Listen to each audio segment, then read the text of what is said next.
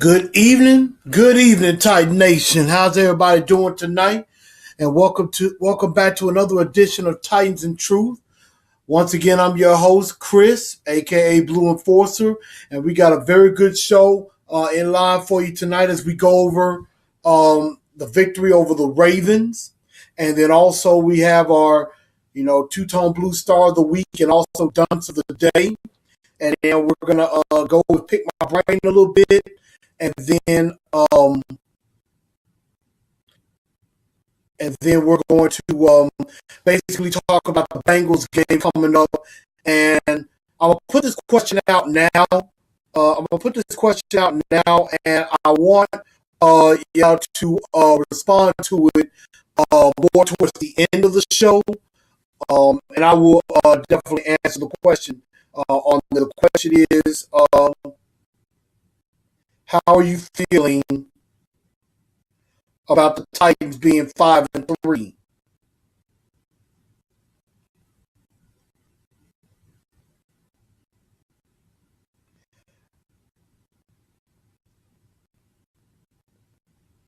It could be, you're ecstatic about them being 5-3. It could be that you're feeling good about how the season's turning out. Or it could be that you are feeling not happy about it. So that's the question that we're going to have coming out.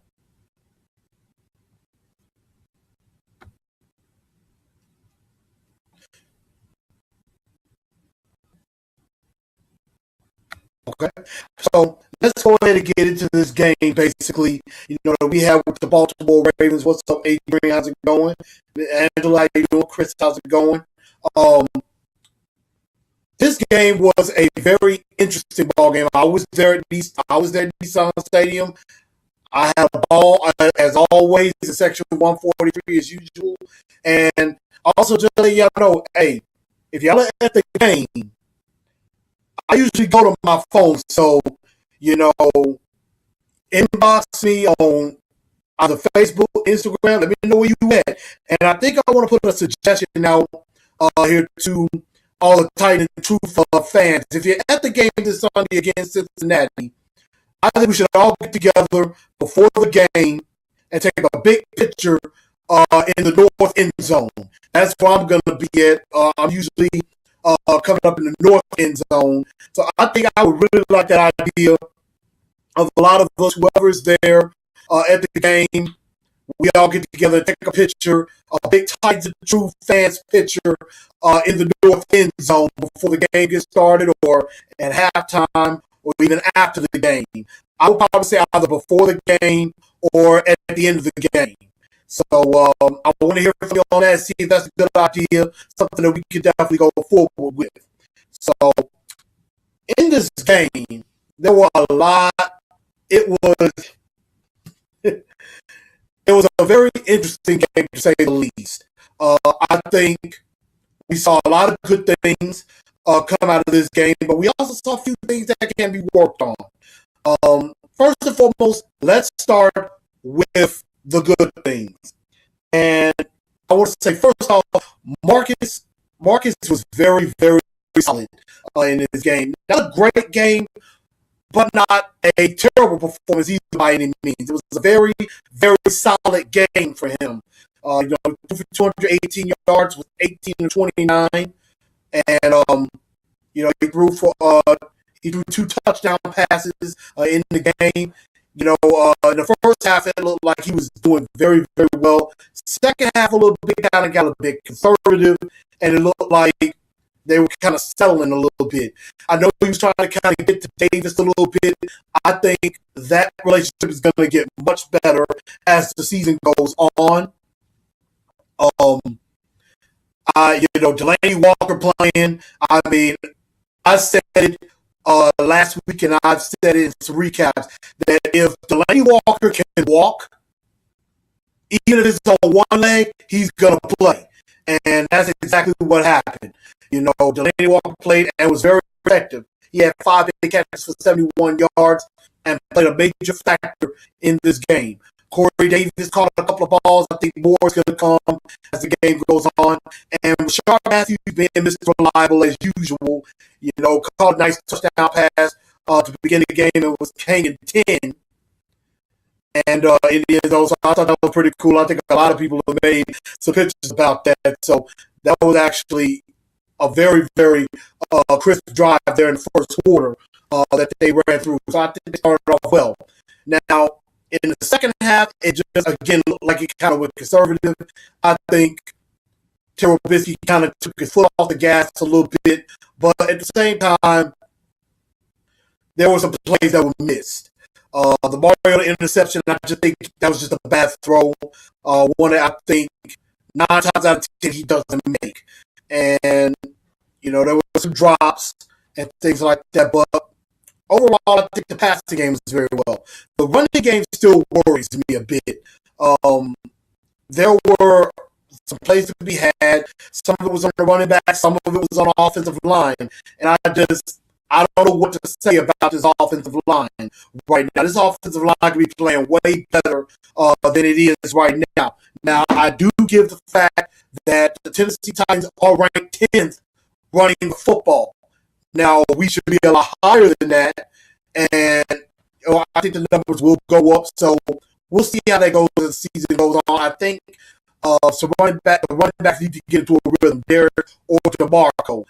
And, DeMarco fully practiced today. And so I guess Coach Malarkey feels pretty good about him going forward. So we're going to see how that works out there.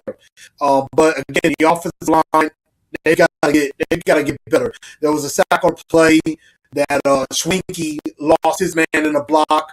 And then the other one, Taylor Lewan, just got beat by Terrell Suggs. And I mean, Terrell Suggs is one of the better pass rushers in the game. So, there's things that do need to be worked on for this next game. But on the other side of the ball, first off, if I hadn't said it before, I'll say it again. I said it in my blog that Joe Flacco got blindsided in the game with Kevin Byard. Kevin Byard is going to the Pro Bowl. That is a hot take for me. Kevin Byard is going to the Pro Bowl. And this guy, he has basically become one of the best defensive backs in the league. And I am so happy that the Titans drafted this guy. I mean, because he does everything right. He can play up in the box and tackle. He can cover in the back end. And he's just a ball hog. Every time the ball's in the air, he's going after it. And we haven't had that in quite some time. And we have that now. And the whole secondary as a whole actually did pretty well. Logan Ryan stepped up pretty well. Adore Jackson, 8 tackles, had a few breakups. Had a few passes that looked like would have been catches, and Adore put his hands in there. I would like to see Adore pick off a pass or two. I think there were a couple of passes he almost was in position to take, but just was not able to get there trying to haul it in. All in all, a very good game from Adore. Logan's having a good game. Underrated, decent game from LaShawn Sims. And I'm just happy I'm not seeing much of Bryce McCain on the field. I am very happy about that. Because it seems anytime Bryce McCain is on the field, something bad is going to happen. And that happened on a 4th down that ended up in a fake punt that got the Ravens the 1st down. Ended up them getting a field goal out of it because we weren't expecting a fake punt, and Bryce McCain got beat on a coverage and then caused a face mask on top of that. And so that's uncalled for. That's something you don't need. And if the Titans would do this right, cut Bryce McCain right now. Just cut him. He is not helping this team at all. And he is really more hurting this team than anything.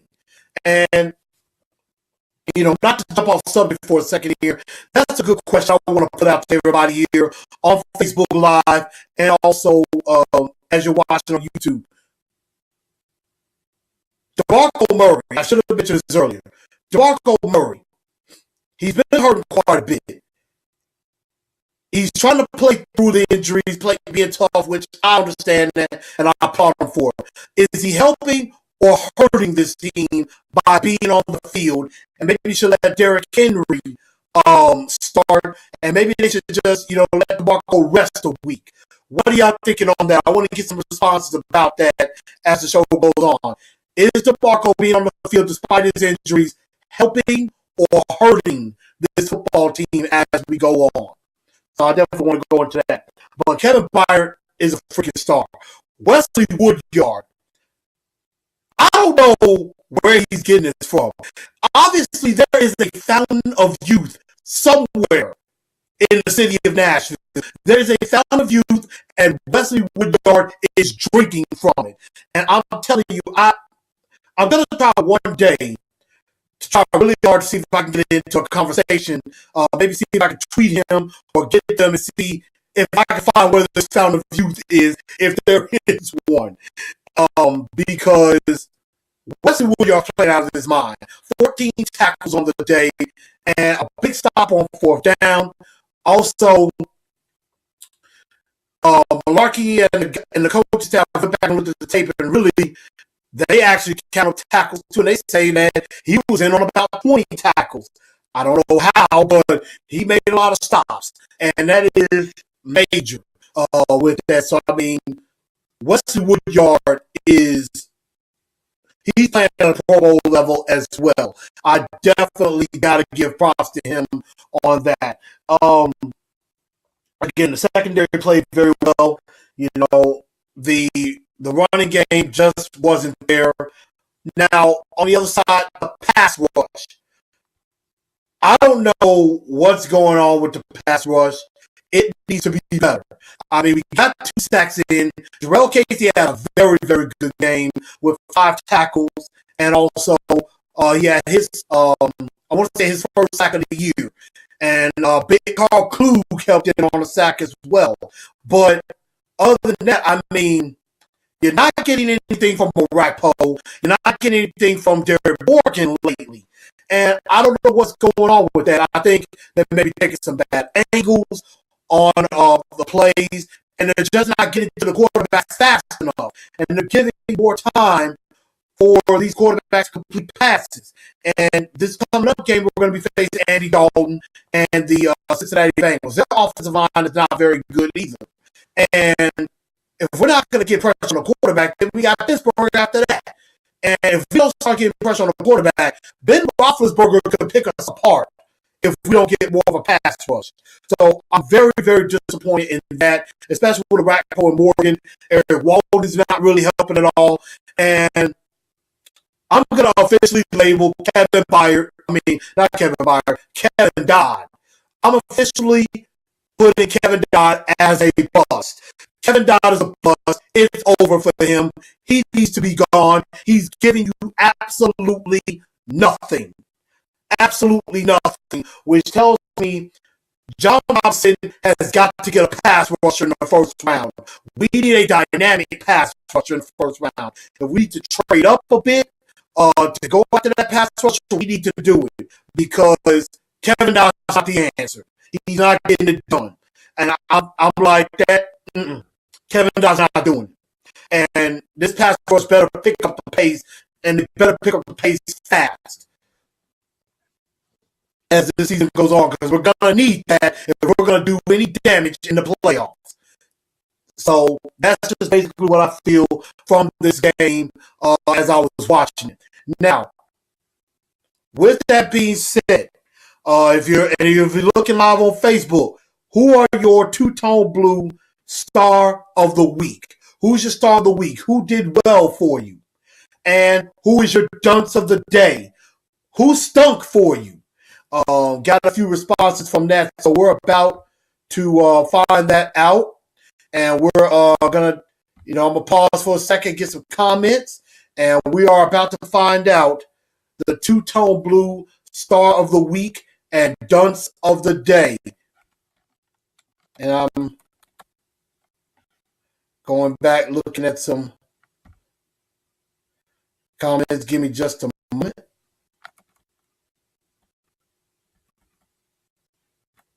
Okay. Got a couple here. I got Brandon coming in saying, he was kidding around with me. He said, Kevin Ballhog Byard is a Star of the Week nomination. And, of course, he says his Dunce has to go to the running backs, to the running game as a whole. Definitely with that. So that's one. I had Tyler. I have my boy Tyler coming in, basically saying, he knew that everybody was going to go with, he said he knew that everybody was going to go with Kevin Byard. So he's going with the receivers.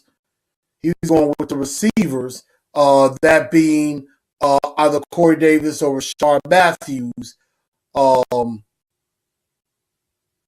And then he said, of course, the Dunce of the Day, Terry Robisky. And it's going to always be that until he's gone. So I definitely can understand that. Anybody else got some nominations out there on that? So let me holler at me. Let me know what you're thinking on that. But I am definitely liking a lot of what Kevin Byard is doing. So I think that's going to be, once again, Kevin Byard, two-tone blue Star of the Week. Well, 2 more interceptions on the day. He has 6 on the season. He leads the league in interceptions. And on his first interception, I'm going to say Logan Ryan was a big part of that first interception. I have to admit, I was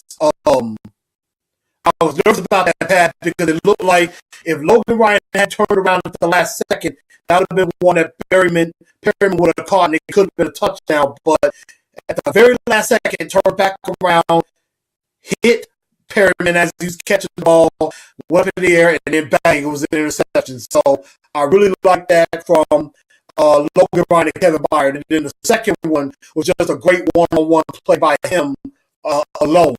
And that was just a thing of beauty by Kevin Byard. And then the temptation dance after that, I definitely like the celebration that happened with that particular play. So I give it to Kevin Byard as the two-tone blue Star of the Week. Definitely a honorable mention has to go to the receiving corps. Rashard Matthews, Delaney Walker, Eric Decker getting his first touchdown as a Titan in the red zone. Wesley Woodyard definitely deserves some praise with that. So, actually, I'm going to change that up. Cole, two-tone blue Star of the Week, Stars of the Week, Wesley Woodyard, Kevin Byard. I'm going to say that, so I cannot leave Woodyard out on that. Now, Dunce of the Day. This is going to be a little bit harder to do, but truth of the matter is, I would definitely have to say one Dunce has to be the running game. Offensive line, Derrick Henry, DeMarco Murray. We only ran for 71 yards as an offense against arguably one of the worst run defenses in the league. And 20 of those yards came from Adoree Jackson's carry.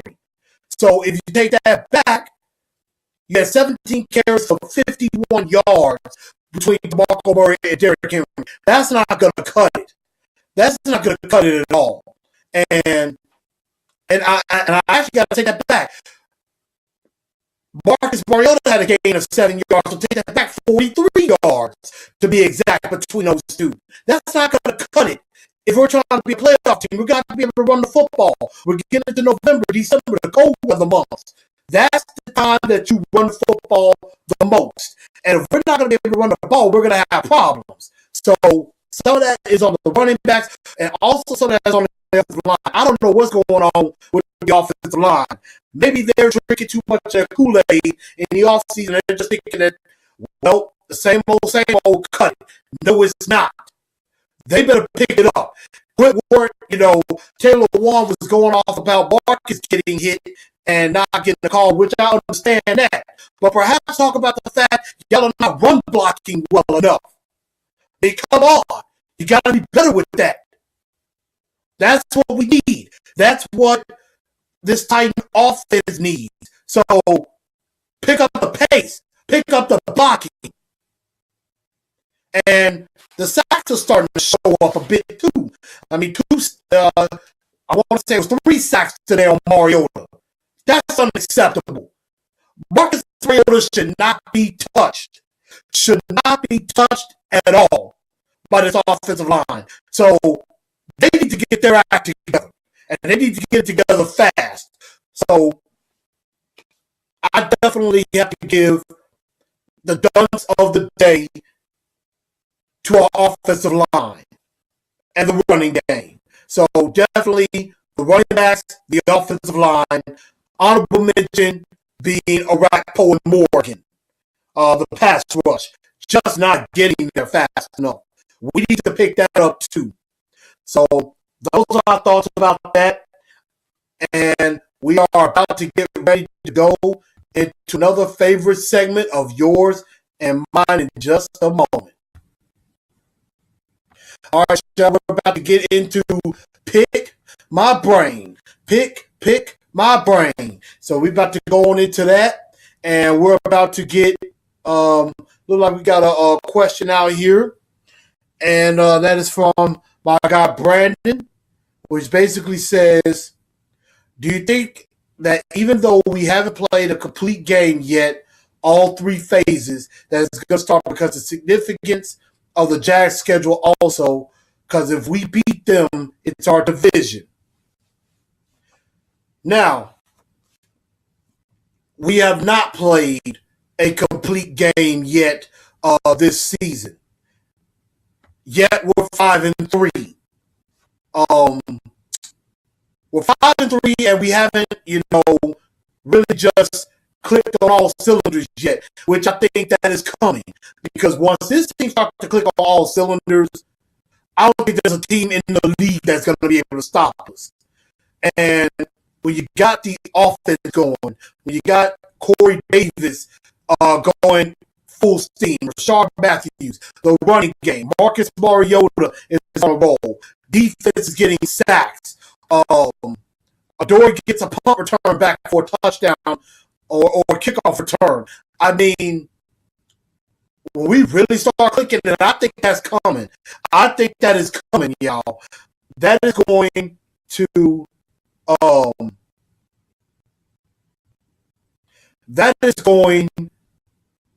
pay huge dividends. And I really do think this is our division. Yes, Jacksonville has a pretty easy schedule coming up. So we got to keep pace. We got to find a way to make sure that we stay ahead of them. We have that game. We have that 1-game lead because we won. We beat them. So we got to find a way to keep up so that they don't catch us and overtake us. That's what we have to do. But this is our division, and I think this is a division that we need to win. And then the second question I believe he said is that we were highly picked to win. We were highly picked to win, but now it's turned in the Jags' favor. Is that fire to burn us to play harder? We still want to play hard anyway. The fact that Jacksonville is playing very well should not stop us from playing hard and stop us from keeping that fire going and winning. So we don't need to worry about what the Jags are doing. We need to worry about what we're doing. We keep winning. It's not anything to worry about with the Jags. So as long as we keep doing our job and we stay ahead, and in week 17 we take care of Jacksonville at the end, we got this. We'll have the division. So that's just basically what I feel when it comes to that. And so looks like that's one of the only questions that I saw. I had Miss Loretta give me a comment saying our main objective was to beat Houston. Now it's to beat those Jags. But we still can't let our guard down against Houston. And that's absolutely right. We can't. We cannot let our guard down against with Houston or with any team. You cannot you can't afford to do that. Because if you let your guard down, that's how you get beat. That's how you lose a game. And so it's not that is something that you don't do. That's what something you don't do. You don't lose your focus. And then I got my guy Tyler coming in as usual. He brings it with the question. He brings me plenty. And Tyler comes through once again. He said, first off, is Byard the real deal or is he just in the right place at the right time? Well, Tyler, that's a very easy question to answer. Both. He's always in the right place at the right time, and he is definitely the real deal. Without a doubt. Pro Bowl bound. He's going to be a Pro Bowler for many years to come. Number two, why now do you think Robisky is passing the ball more? Is it because Corey Davis is back? I think some of it has to do with that, but I think a lot of it has to do with the running game not being as effective and figuring that the passing game could open up the running game, which is what I've been saying for weeks now, is that maybe now you can use the pass to set up the run. I think they're starting to do that. And, Corey Davis being back helps that. And I think we can expect that more, but we got to get the running game going. Definitely. But I see the pass starting that up. Let's see. Number three, if you could have a draft right now, what position would you go for? Be it extra depth or desperate for need of a change of player? Right now, if the draft was tonight, there's about 3 places I would go. First off, well, I'll say 4 spots I would go. Number 1 is we need an elite pass rusher. We need somebody that just wants to eat up quarterbacks for lunch. We need that kind of player that can get to the quarterback, sack the quarterback, can beat any lineman that faces them. We don't have that yet.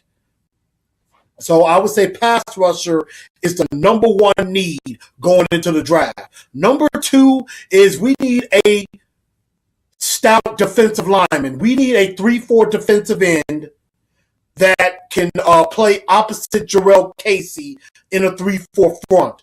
And so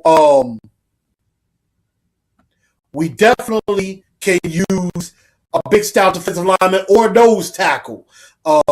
Maybe somebody like Deron Payne from Alabama, or Deshaun Hand, or Christian Wilkins from Clemson. I believe it's Khalil Farrell. I can't remember his name. Is another guy from Clemson. Bradley Chubb from North Carolina State. Those are a couple of guys I would look at. Vita Vea from Washington. We need a big-time defensive lineman and also a pass rusher to help on his defensive line.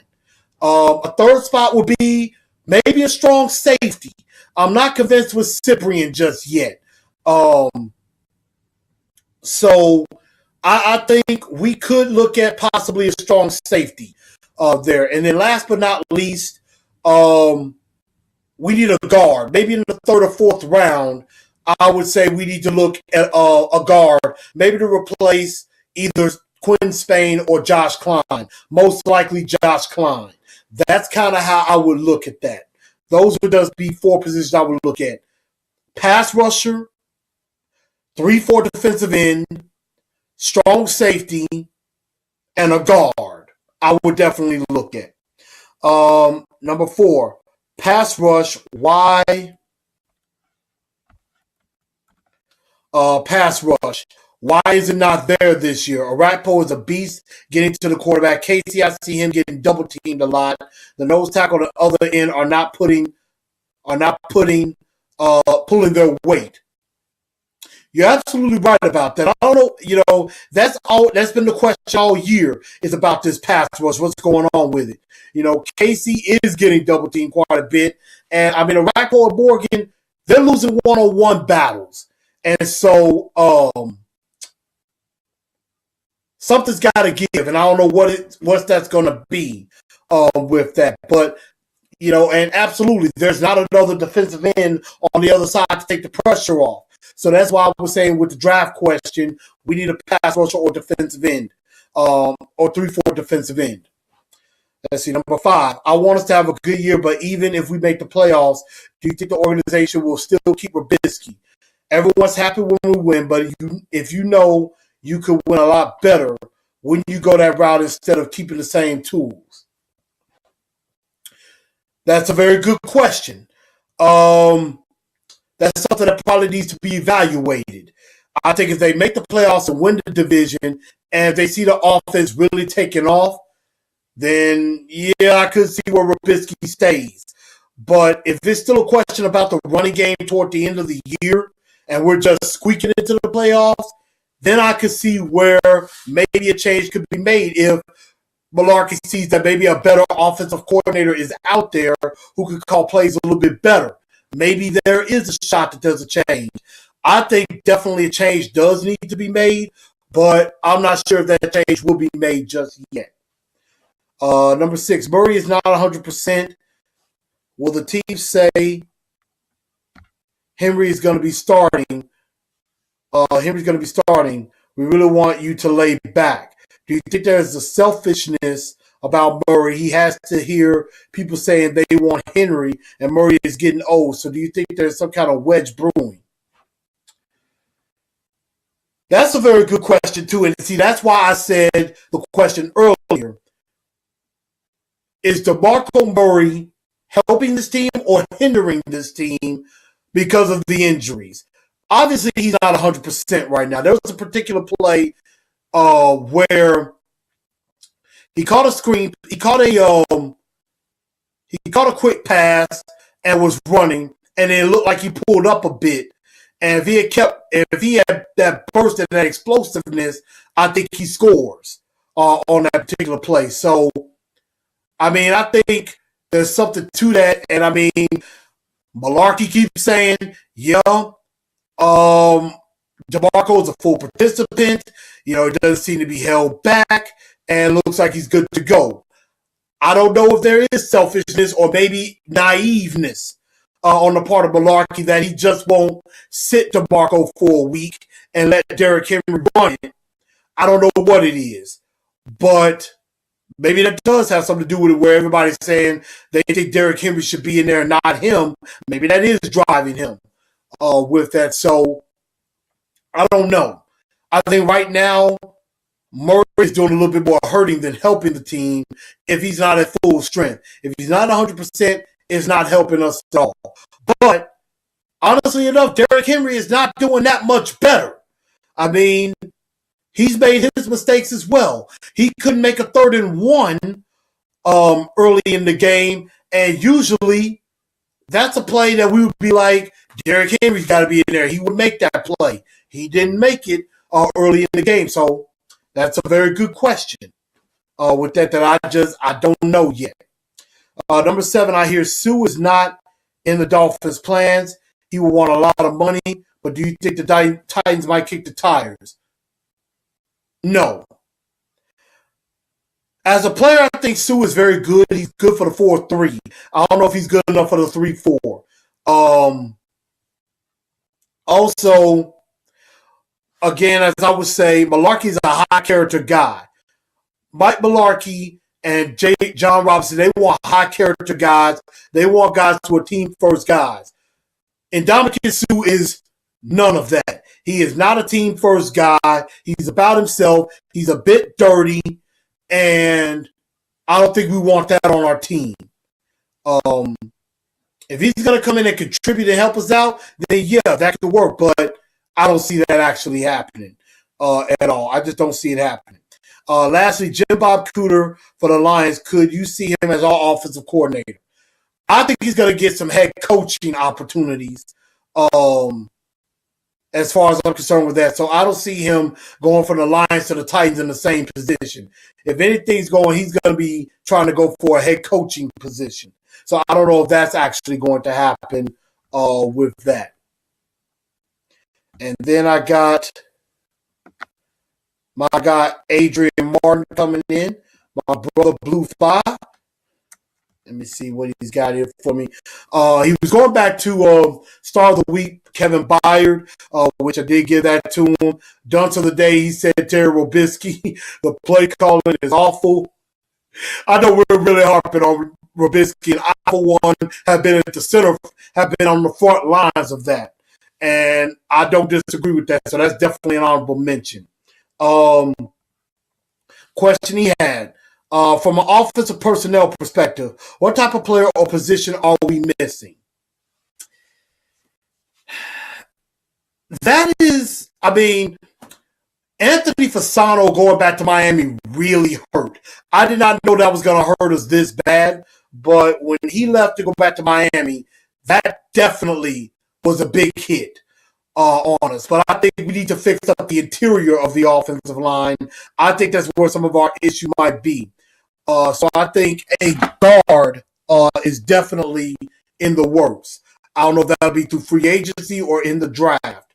I would think more so probably in the draft. I think we need to look for a guard, and that will help us. And also, we need a back that is shifty, fast, can catch out of the backfield. Not so much a back that runs between the tackle, but one that can get to the outside and somebody like a Kareem Hunt that's in Kansas City, or somebody like a Darren Sproles, a scat back, because Keflani Muhammad is not it. He struggled a lot in the preseason and in practice, so that's why he's not on the team right now and is on the practice squad. So that's what I think is missing, a guard and a scat back. Another question, said I'm going to revisit the question from the offseason. Are the Titans a playoff team without Corey Davis? Well, we've won games without him. And so I think we can be a playoff team without him, but it's obvious we need him, without a doubt. I think we are a playoff team, but we are a better playoff team with him. See, on a scale of 1 to 10, how happy are you with Malarkey? 1 to 10, I am going to say, I'm going to say an 8. I'm going to say an 8. Really, I want to say 7.5, but I'm going to round it up to 8 because we have a winning record. I think Malarkey is a good coach. I think the players are trying to play for him. I just think there are times where Mike Malarkey is a bit naive and doesn't want to throw his team under the bus sometimes. And there are times where he just doesn't want to put serious blame on somebody for something happening. So I think that's what's going on, but I would say about an 8 for that as far as I'm concerned with Mike Malarkey. I'm trying to see if there are any other questions out there that maybe I have missed. But it doesn't look like it. If there are any questions that I have missed, I will answer them. I will definitely answer them off the air. I will definitely give some thoughts on that. So that's what I really think about that. But now we're going to go into the Bengals game and take a look at the Blue Enforcer 4 points to victory. Number 1. Stop A.J. Green. Unfortunately, A.J. Green is going to play in this game, and we're going to have to find a way to shut him down. That's Andy Dalton's main weapon and probably his only weapon. So one thing that we cannot do, we better not try to cover him one-on-one. We need to double him all day long so that he is not a factor in this game. Make somebody else beat you. Make Josh Malone or Tyler Boyd or Crofter or Giovanni Bernard. Make one of them beat you. But don't let A.J. Green beat you. I mean, Andy Dalton is so predictable. That is where he's going to go about 90% of the time. If he's dropping back to pass, he's going to A.J. Green every single time. And we got to make sure that we prevent that. Another part of doing that is point number 2, pass rush. This offensive line for Cincinnati does not scare anybody. They're one of the worst offenses in the league. And so we have got to get after Andy Dalton. Stop Joe Mixon. Don't let him slip away, or Giovanni Bernard or Jeremy Hill. They're not running it very good. But with Cedric Ogilvie, and I probably said his name wrong, and Jake Fisher, they're not doing very well. So this could be the breakout game that Orakpo and Derek Morgan so desperately need. And they need to do that. They need to break out and have just a monster game. They need to each have about 2 sacks apiece in this game. We need to have about 5 or 6 sacks in this game. And with this offensive line being horrible for Cincinnati, they have an opportunity to do that. So they need to get after Andy Dalton. Number 3, you're facing one of the better defenses in the league. And I think they're one of the top 5 defenses against the pass. What we need to do is we got to contain that front 7. Contain the front 7 and just take what the defense gives us. Don't try to do too much. Robisky, when he calls these plays, just don't get cute. And that's what I liked about this last game against the Ravens. He wasn't trying to get really cute. That's good. Call it more like that. Don't get cute. Just run some plays that we can execute. And if we do that, we can come out with a victory. Run the ball. This is one of the worst. They're not that very good at stopping the run. I think they're 20th against the run. This might be an opportunity for us to run the ball.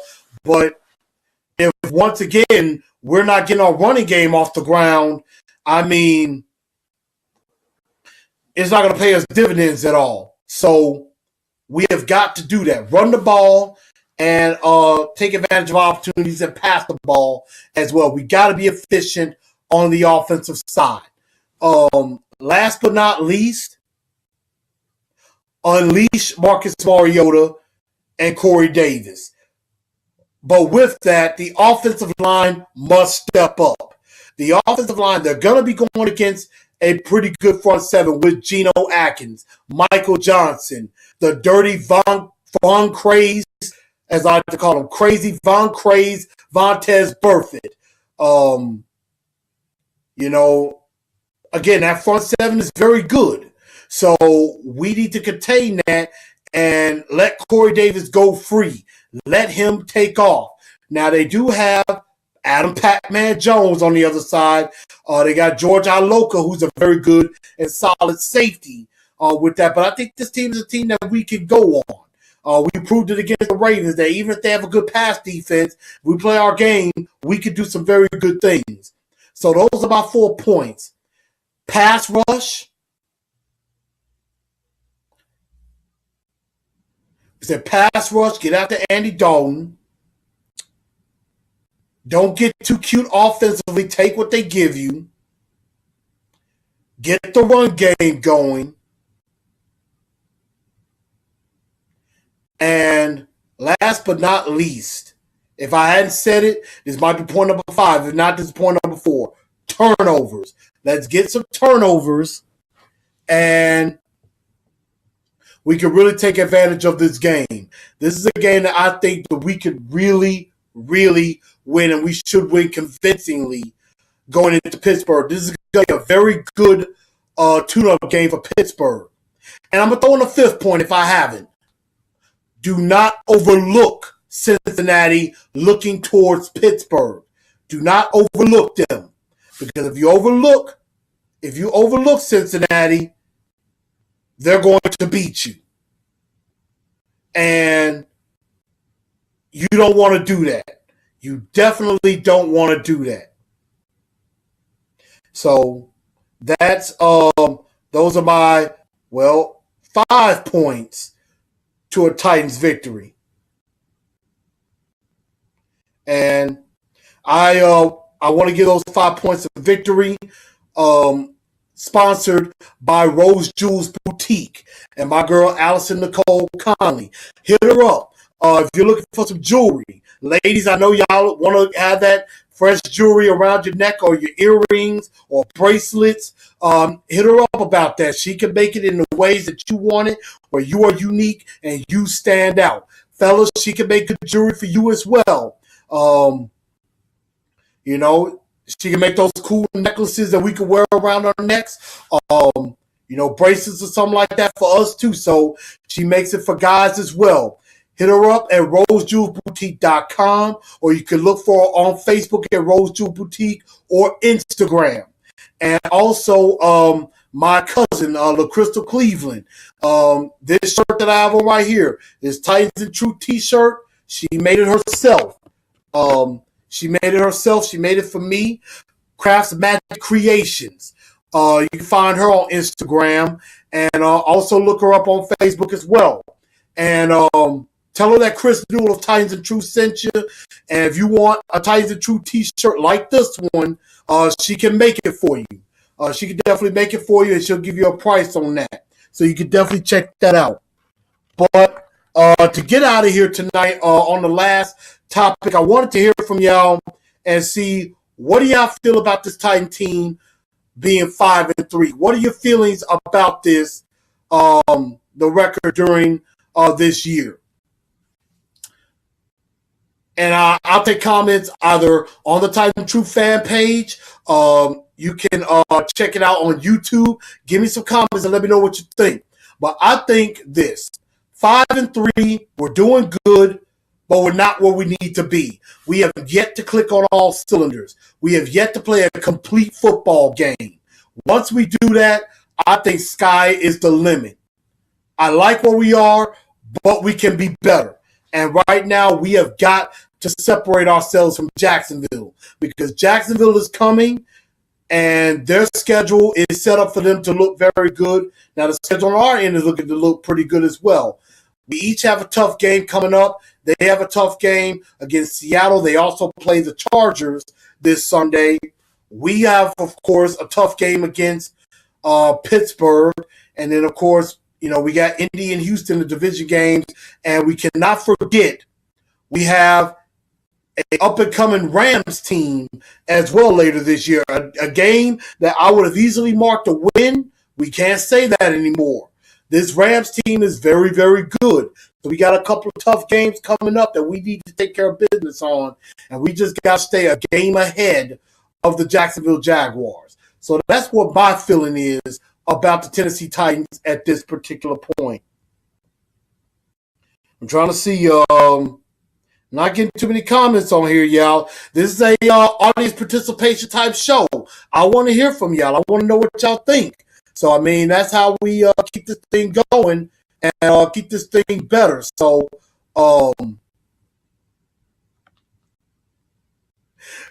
no, Adrian. I don't think Rose Jewel Boutique does gold teeth. No. So, very, very funny on that one. Now, the shirts are not free. They're it's gonna cost a bit for those shirts. I want to say it's like, I think she charges $20. I'm not sure. Y'all got to get in contact with her on that. I'll put some information out on this Facebook page so that you'll find out about that. Let's see. Rodney came in and said, I feel play calling can be better, and we have to send a statement because you have these Jags fans talking a lot of noise. You're absolutely right about that, Rodney, and I definitely want to give you a love for that because you are absolutely right. Jags fans, they're talking a lot like the Cowboys fans were a few years ago when they were just on top of the world. They just thought They could not be stopped. I mean, you kept hearing, seeing on Facebook, Cowboys everywhere. Jags fans are probably starting to kind of flex their chest a little bit, and hopefully we're waiting on the Jacksonville Jaguars to come back down to earth a bit, and we're hoping Blake Bortles does that for them. So we got to see what happens. Hopefully they take a loss against the Chargers, and that'll help us out tremendously with that. So I hope to hear about that. I see on Facebook I got my girl Crystal. Hey, how you doing? I see I got Big Rob and Courtney and Justin, Chanel, Carrie. How's everybody doing? Glad y'all were watching. Thank y'all. And I think that's going to basically do it for me tonight. With that, I didn't see any other additional comments. So I think that's going to do it for me. If you got any additional, definitely feel free to hit me up here on the Titans of Truth fan page. And also hit me up on Instagram at Blue Enforcer. That's BLU_EN4CER1914. You can hit me up on Twitter at capital TNT Enforcer. That's EN4CER. And this will also be up on YouTube as well. So hit me up there. Thank y'all for watching and thank y'all for tuning in. I am going to holler at y'all next week as hopefully we'll have another victory edition. Getting ready for that short week against the Pittsburgh Steelers. Coming up. Holler at y'all. Titans and Truth. Blue Enforcer out.